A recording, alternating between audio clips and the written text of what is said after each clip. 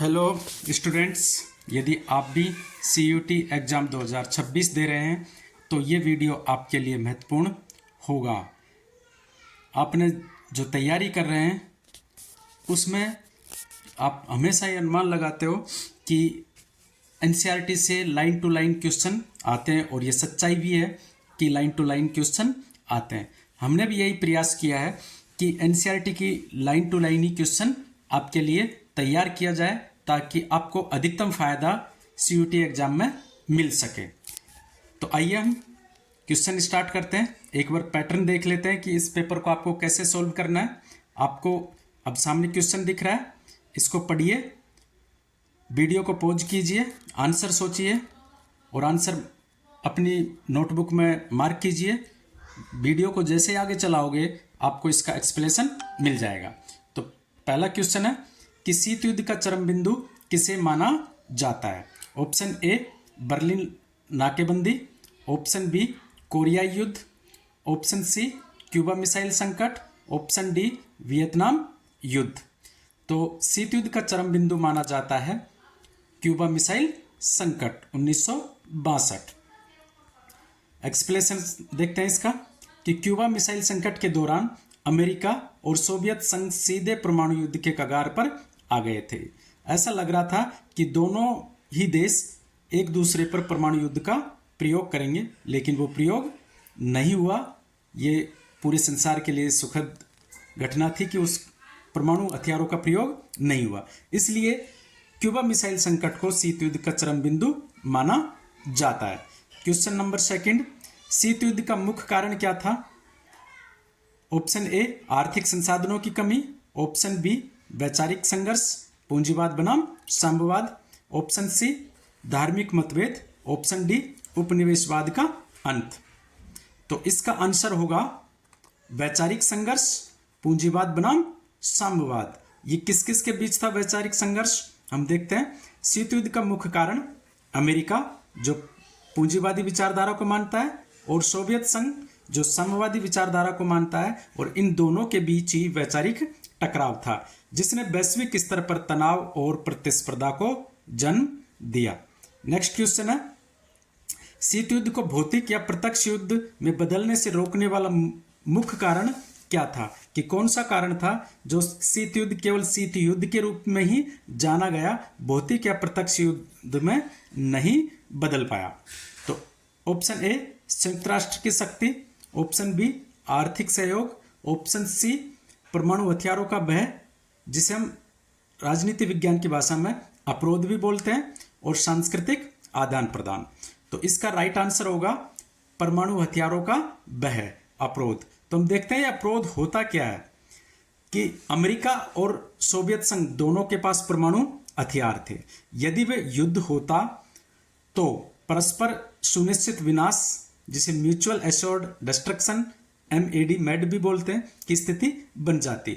अर्थात इनको ये डर था कि यदि किसी एक ने भी परमाणु हथियार का प्रयोग किया तो पूरा संसार नष्ट हो जाएगा, और ये नष्ट होने का जो डर था इसे ही हम अवरोध कहते हैं, और इसी वजह से शीत युद्ध को प्रत्यक्ष युद्ध में बनने से रोके रखा। नेक्स्ट क्वेश्चन है, लिटिल बॉय और फैट मैन किससे संबंधित है। द्वितीय विश्व युद्ध के दौरान प्रयोग किए गए टैंक, परमाणु बम जो जापान पर गिराए गए, शीत युद्ध की संधियां और अंतरिक्ष मिशन। तो इसका आंसर होगा परमाणु बम जो जापान पर गिराए गए थे। तो आंसर होगा इसका बी। जापान के 2 शहरों पर परमाणु बम गिराए थे अमेरिका ने। परमाणु बम के नाम है लिटिल बॉय और फैट मैन, और जो शहर है जापान के उनके नाम है हिरोशिमा और नागासाकी। तो हम इनको याद भी कर सकते हैं। जैसे लिटिल बॉय होता है, छोटा बच्चा होता है, वो हीरो बनने की कोशिश में रहता है, तो लिटिल बॉय गिराया गया था हिरोशिमा शहर पर। और फैट मैन मोटा आदमी होता है, वो नाग जैसा व्यवहार करता है, तो फैट मैन गिराया गया था नागासाकी पर, जिन्हें अमेरिका ने द्वितीय विश्व युद्ध के दौरान जापान पर गिराए थे। 2 परमाणु बम थे, एक लिटिल बॉय और फैट मैन। नेक्स्ट क्वेश्चन, शीत युद्ध की घटना किस घटना से शुरुआत मानी जाती है, या शीत युद्ध की जो घटना है हुई शुरुआत हुई है वो किस घटना से माना जाता है। Atlantic charter, Truman doctrine, iron curtain भाषण और मार्शल योजना। तो एक भाषण है जिसे हम आयरन कर्टन भाषण भी बोलते हैं। ये भाषण 1946 में ब्रिटेन के पूर्व प्रधानमंत्री विंस्टन चर्चिल ने आयरन कर्टन के नाम से दिया था, जिसमें उन्होंने अपने भाषण में बोला था कि यूरोप में जो साम्यवाद का विस्तार हो रहा है वो ठीक नहीं है, और इसी भाषण को शीत युद्ध की औपचारिक शुरुआत का संकेत माना जाता है। नेक्स्ट क्वेश्चन है कि NATO North Atlantic Treaty Organization की स्थापना किस वर्ष हुई थी? 1946 में, 1949, 1950 और 1948। तो कब हुई नाटो की स्थापना? 1949 में। तो नाटो अमेरिका के नेतृत्व में बना एक सैन्य गठबंधन है, सैन्य संगठन है, जिसकी स्थापना 1949 में हुई थी। इसका मुख्य उद्देश्य सदस्य देशों की सामूहिक सुरक्षा सुनिश्चित करना है और सोवियत संघ के प्रभाव को संतुलित करना था। नेक्स्ट क्वेश्चन है, वार्सा संधि का मुख्य उद्देश्य क्या था? वार्सा संधि का मुख्य उद्देश्य, आंसर देखते हैं हम। ऑप्शन ए आर्थिक विकास को बढ़ावा देना, ऑप्शन बी पश्चिमी देशों के साथ व्यापार बढ़ाना, ऑप्शन सी नाटो के प्रभाव का मुकाबला करना और ऑप्शन डी उपनिवेशवाद को समाप्त करना। तो नाटो जो संगठन है वो अमेरिका के नेतृत्व में बना था, वो भी सैन्य संगठन था, और वार्सा संधि या वार्सा पैक्ट है वो सोवियत संघ के नेतृत्व में बना था। तो इसका जो मुख्य उद्देश्य था वो नाटो के प्रभाव का मुकाबला करना है। ऑप्शन रहेगा answer, right answer C. Warsaw संधि 1955 में सोवियत संघ और उसके सहयोगी देशों द्वारा बनाई गई थी, और जिसका मुख्य उद्देश्य था नाटो के सैन्य प्रभाव का संतुलन बनाना या उसको संतुलित रखना। नेक्स्ट क्वेश्चन है, शीत युद्ध के दौरान छोटे देशों को शक्ति गुटों में शामिल होने से कौन सा फायदा नहीं मिला? तो प्रश्न ये पूछना चाह रहा है कुछ फायदा मिला था, और जो 4 ऑप्शन है उनमें से कौन सा फायदा नहीं मिला? तो सुरक्षा की गारंटी मिली थी, आर्थिक सहायता प्राप्त होना यह भी हुआ था, सैन्य समर्थन भी मिला था, और पूर्ण स्वतंत्र विदेश नीति। ये जब किसी भी आप सैन्य संगठन में शामिल हो जाते हो तो आपको अपनी जो विदेश नीति है वहां पर पूर्ण स्वतंत्रता नहीं होती है। क्यों नहीं होती है? क्योंकि यदि आप पर उस ग्रुप में किसी ने हमला किया है तो चाहे आप पे इंडिविजुअल हमला नहीं हुआ, लेकिन उस ग्रुप के साथ आपको साथ देना पड़ेगा और दूसरे देश पर हमला करना पड़ेगा। तो राइट आंसर होगा डी। शक्ति गुटों अमेरिका सोवियत संघ में शामिल होने पर छोटे देशों को सुरक्षा, आर्थिक और सैन्य सहायता तो मिली थी, लेकिन उनकी विदेश नीति पर स्वतंत्रता सीमित हो जाती थी, इसलिए यह लाभ नहीं मिला। तो इसका राइट आंसर होगा D.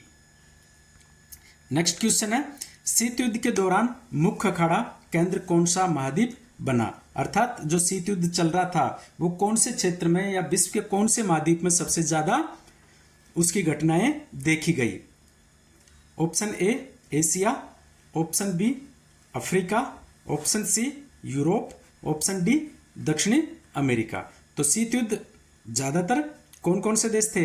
America, Britain, France, Germany, Japan. तो ये ज्यादातर मैक्सिमम इनके देश कहां से थे? यूरोप से। तो आंसर होगा इसका सी। शीत युद्ध के दौरान यूरोप मुख्य केंद्र था, जहां पूर्व या सोवियत प्रभाव वाले क्षेत्र और पश्चिमी या अमेरिकी प्रभाव के बीच विभाजन स्पष्ट था, जैसे जर्मनी और बर्लिन का विभाजन हुआ था। नेक्स्ट क्वेश्चन है, शीत युद्ध के दौरान छोटे देश महाशक्तियों के लिए क्यों महत्वपूर्ण हो गए थे? छोटे देशों को भी मिला कुछ, लेकिन महाशक्तियों की भी कुछ मजबूरी थी कि जिनकी वजह से उन्होंने छोटे देशों को अपनी तरफ मिलाया।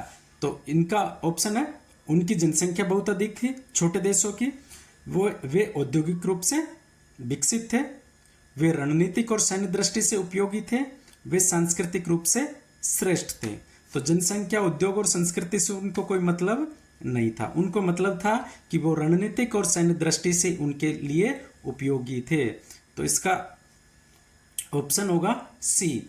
शीत युद्ध के दौरान अमेरिका और सोवियत संघ छोटे देशों को अपने गुट में शामिल करके सैन्य अड्डे, प्रभाव क्षेत्र और राजनीतिक समर्थन बढ़ाना चाहते थे। इसलिए ये देश रणनीतिक रूप से महत्वपूर्ण बन गए थे। नेक्स्ट क्वेश्चन है, इसमें क्रोनोलॉजिकल ऑर्डर में भी जमाने के लिए प्रश्न आता है, तो ये उसी टाइप का प्रश्न है कि निम्नलिखित घटनाओं को कालक्रम या क्रोनोलॉजिकल ऑर्डर में व्यवस्थित कीजिए। बर्लिन की दीवार का निर्माण, क्यूबा मिसाइल संकट, अफगानिस्तान में सोवियत हस्तक्षेप, वियतनाम में अमेरिका का हस्तक्षेप। जब कालक्रम अनुसार जमाने के लिए पूछा जाए किसी भी प्रश्न में, तो आपको करना क्या है, उन घटनाओं के आगे पेपर में उनकी साल लिख सकते हो और उनको आप व्यवस्थित कर सकते हो। तो इसका राइट आंसर रहेगा ए। बर्लिन की दीवार की घटना कब की है? 1961। क्यूबा मिसाइल संकट 62 का। वियतनाम में अमेरिकी हस्तक्षेप रहा तो ये 1955 से 1975 तक था, लेकिन जो मुख्य भाग था घटना का वो 1965 के आसपास का था। और अफगानिस्तान में सोवियत हस्तक्षेप 1979 में। तो इसका राइट आंसर होगा ए। नेक्स्ट क्वेश्चन है कि शीत युद्ध के बारे में निम्नलिखित में से कौन सा कथन गलत है? यह संयुक्त राज्य अमेरिका, सोवियत संघ एवं उनके साथी देशों के बीच की एक प्रतिस्पर्धा थी। ऑप्शन बी, ये महाशक्तियों के बीच विचारधाराओं को लेकर युद्ध था। ऑप्शन सी, शीत युद्ध ने हथियारों की होड़ शुरू की। ऑप्शन डी, अमेरिका और सोवियत संघ सीधे युद्ध में शामिल थे। तो बहुत बार प्रश्न में पूछ रहा है वो स्टेटमेंट गलत है या सही नहीं है, तो आपको प्रश्न को ध्यान से पढ़ना है। और इसमें पूछा गया है कि कौन सा कथन गलत है। तो शीत युद्ध सिंपल सी बात है, वाक्य युद्ध था, केवल भाषण की लड़ाई थी। हालांकि घटनाएं क्यूबा मिसाइल संकट वाली जैसी हुई, लेकिन वास्तव में प्रत्यक्ष युद्ध नहीं हुआ। तो इसका राइट आंसर होगा डी, अमेरिका और सोवियत संघ सीधे युद्ध में शामिल थे। ये स्टेटमेंट गलत है। तो शीत युद्ध में अमेरिका और सोवियत संघ के बीच प्रत्यक्ष या डायरेक्ट युद्ध नहीं हुआ, बल्कि ये तनाव, प्रतिस्पर्धा, हथियारों की होड़ और प्रोक्ष युद्ध। प्रोक्ष युद्ध का मतलब होता है, प्रोक्सी बार बोलते हैं उसे, कि झूठा युद्ध था के रूप में लड़ा गया था। ऑप्शन राइट ऑप्शन रहेगा डी। नेक्स्ट क्वेश्चन है, द्वितीय विश्व युद्ध में मित्र राष्ट्र में कौन कौन से देश शामिल थे? तो शीत युद्ध से जस्ट पहले की जो घटना थी वो थी द्वितीय विश्व युद्ध। 1939 से 1945 तक द्वितीय विश्व युद्ध चला। इसमें पूरा विश्व दो ग्रुप में बट गया था, एक में थे मित्र राष्ट्र, एक में थे धुरी राष्ट्र। तो यहाँ पे प्रश्न में पूछा गया है कि मित्र राष्ट्र में कौन कौन शामिल थे। तो option A, Germany, Italy, Japan. Option B, America, Soviet संघ, ब्रिटेन। ऑप्शन सी, जर्मनी, रूस, Italy. Option D, Japan, France, Italy. तो इसका राइट आंसर होगा बी, अमेरिका, सोवियत संघ और ब्रिटेन। तो द्वितीय विश्व युद्ध में मित्र राष्ट्रों में मुख्य रूप से अमेरिका, सोवियत संघ, ब्रिटेन और फ्रांस शामिल थे। ठीक है, तो मित्र राष्ट्र को हम अलायंस पावर भी बोलते हैं, उसमें अमेरिका, सोवियत संघ, ब्रिटेन और फ्रांस शामिल थे। जबकि जो दूसरा ग्रुप था उसे हम धुरी राष्ट्र बोलते हैं, इनको एक्सिस पावर्स भी बोली जाती है। और ये मित्र राष्ट्रों की लड़ाई धुरी राष्ट्रों से थी। धुरी राष्ट्रों में शामिल थे जर्मनी, जापान और इटली। नेक्स्ट क्वेश्चन देखते हैं कि द्वितीय विश्व युद्ध के दौरान भारत का कौन सा क्षेत्र युद्ध स्थल रहा? अर्थात द्वितीय विश्व युद्ध, ये क्वेश्चन द्वितीय विश्व युद्ध से, शीत युद्ध से नहीं है, लेकिन उसका इम्पैक्ट है और इस चैप्टर में था, इस वजह से मैंने क्वेश्चन माना है कि हो सकता है बहुत बार पूछ लिया जाए। तो कौन सा क्षेत्र था जो द्वितीय विश्व युद्ध के दौरान भारत के हिस्से में भी लड़ाई झगड़े हुए? Option A, Punjab. Option B, Assam. Option C, Rajasthan. Option D, Gujarat. तो इसका राइट आंसर है असम। असम और पूर्वी उत्तर क्षेत्र, विशेषकर कोहिमा और इम्फाल के आसपास का क्षेत्र है, वो द्वितीय विश्व युद्ध के समय युद्ध स्थल रहे हैं। और यहाँ पर जापानी सेना बोले तो हम धुरी राष्ट्र और मित्र राष्ट्र। मित्र राष्ट्र में कौन कौन है? ब्रिटेन, अमेरिका, फ्रांस, सोवियत संघ। ठीक है, तो पूर्वोत्तर क्षेत्र और असम भारत का वो हिस्सा है जो द्वितीय विश्व युद्ध के दौरान युद्ध स्थल रहा। सीयूटी में 2-4 क्वेश्चन कारण और कथन संबंधित भी आते हैं, तो एक क्वेश्चन ये भी देखते हैं हम। असर्शन है, कथन है कि चीन और सोवियत संघ के बीच शीत युद्ध के दौरान संबंध खराब हो गए थे और उसका रीजन है दोनों देशों के बीच वैचारिक मतभेद और नेतृत्व की प्रतिस्पर्धा थी। पहले हमें देख लेते हैं कि हमने अभी पढ़ा था कि शीत युद्ध विचारधारा का युद्ध था। किस किस का? पूंजीवादी और साम्यवादी विचारधारा का। तो चीन और सोवियत संघ दोनों ही साम्यवादी विचारधारा को मानते हैं, फिर भी इनका शीत युद्ध के दौरान संबंध खराब क्यों हुए? खराब तो हुए ही। तो पहला हम ये देखते हैं कि ये स्टेटमेंट सही है कि दौरान खराब थे, और क्यों हुए? क्योंकि दोनों में वैचारिक मतभेद था, या वैचारिक मतभेद और नेतृत्व की प्रतिस्पर्धा थी। तो ऑप्शन ए है, ए और आर दोनों सही है तथा आर ए की सही व्याख्या करता है। ए और आर दोनों सही है, लेकिन आर ए की सही व्याख्या नहीं करता है। ए सही है, आर गलत है, और ए सही है, ए गलत है, सॉरी, आर सही है। तो इसका राइट आंसर है ए और आर दोनों सही है, और आर ए की सही व्याख्या करता है। तो चीन और सोवियत संघ दोनों ही साम्यवादी देश थे, लेकिन शीत युद्ध के दौरान उनके संबंध खराब हो गए, और ये कथन असर्शन सही है। खराब होने के कारण क्या थे? वैचारिक मतभेद थे। सोवियत संघ उस समय क्रुश्चेव थे, शांतिपूर्ण सहअस्तित्व की नीति अपनाना चाहता था, जबकि चीन में माओ जी थे। तो माओ साहब अधिक क्रांतिकारी और आक्रामक रुख में विश्वास रखते थे। नेतृत्व की प्रतिस्पर्धा थी कि दोनों ही देश खुद को विश्व में साम्यवाद का नेता मानते थे अपने आप को, इसलिए ये रीजन भी सही है और असर्शन की सही व्याख्या भी करता है। तो ये थे आज के पार्ट 1 के 15 क्वेश्चन।